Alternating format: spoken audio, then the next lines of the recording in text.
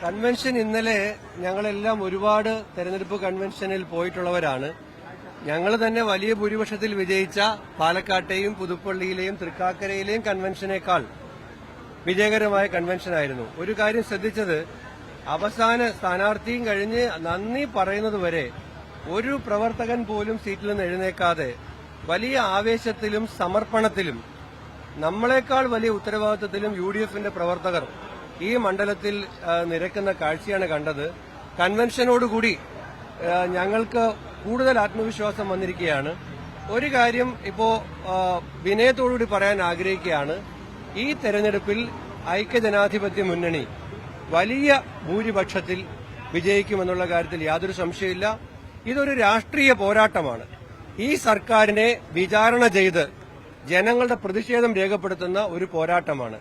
ഈ സർക്കാർ രാഷ്ട്രീയ വിഷയങ്ങൾ ചർച്ച ചെയ്യാതിരിക്കാനാണ് ശ്രമിച്ചത്. മുഖ്യമന്ത്രി ഇവിടെ വന്ന് പ്രസംഗിച്ചപ്പോൾ പോലും ഗവൺമെന്റിന്റേതായ ഒരു രാഷ്ട്രീയമൊന്നും പറഞ്ഞായിട്ട് ഞാൻ കണ്ടില്ല. പക്ഷെ ഇവിടെ ആശാ വർക്കർമാരുടെ പ്രതിഷേധം ഉണ്ടാകും, വന്യമൃഗശല്യത്തിൽ ദുരിതമനുഭവിക്കുന്ന ജനങ്ങളുടെ പ്രശ്നം ഉണ്ടാകും, ഇവിടെ PSC വഴി നിയമനം കിട്ടാത്ത ഉദ്യോഗാർത്ഥികളുടെ പ്രതിഷേധം ഉണ്ടാകും, 1.5 കൊല്ലമായി പെൻഷൻ കിട്ടാത്ത നിർമ്മാണ തൊഴിലാളികളുടെ പ്രതിഷേധം ഉണ്ടാകും, വിലക്കയറ്റം കൊണ്ട് പൊറുതിമുട്ടുന്ന ജനങ്ങളുടെ പ്രതിഷേധം ഉണ്ടാകും, ദേശീയപാതയിൽ ഭീതിയിൽ കഴിയുന്ന അതുവഴി യാത്ര ചെയ്യുന്ന ജനങ്ങളുടെ പ്രതിഷേധം ഉണ്ടാകും. ആ പ്രതിഷേധമെല്ലാം കൂടി ഒരുമിച്ച് വരുന്ന ഒരു വലിയ രാഷ്ട്രീയ പോരാട്ടമായിരിക്കും. ഈ ഗവൺമെന്റിനെ ഞങ്ങൾ 1, 2, 3, 4, 5, 6, 7, 8, 9, 10 എന്ന് എണ്ണി വിചാരണ ചെയ്ത് ഈ നിയമസഭാ തെരഞ്ഞെടുപ്പിന് മുമ്പ് ജനങ്ങളുടെ മുമ്പാകെ തുറന്നു കാട്ടി നിലമ്പൂരിൽ ഞങ്ങൾ ഉജ്ജ്വലമായ രാഷ്ട്രീയ വിജയം നേടും.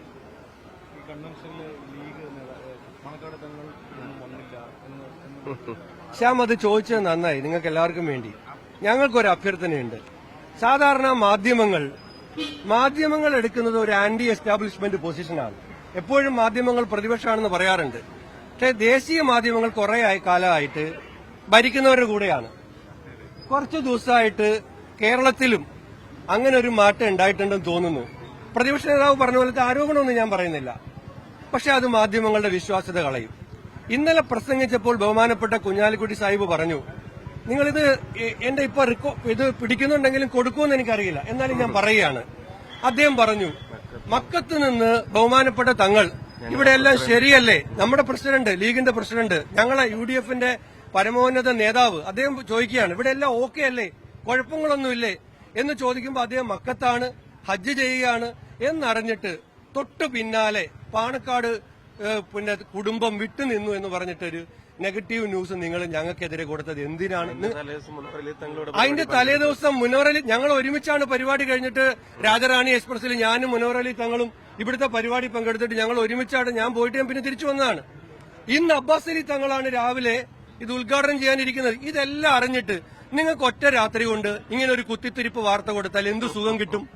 ഇതൊരു പിറ്റേ ദിവസം രാവിലെ പൊളിയുന്നതാണെന്ന് അറിഞ്ഞുകൊണ്ട് ഈ വാർത്ത കൊടുത്തിട്ട് എന്ത് ചെയ്യാനാണ്? ഞാൻ ഒരു കാര്യം പറയാം, എന്തു വാർത്ത നിങ്ങൾ നെഗറ്റീവായിട്ട് കൊടുത്താലും ഞങ്ങൾ ഈ തെരഞ്ഞെടുപ്പ് ജയിക്കും, നിങ്ങളുടെ വിശ്വാസ്യത പോകും.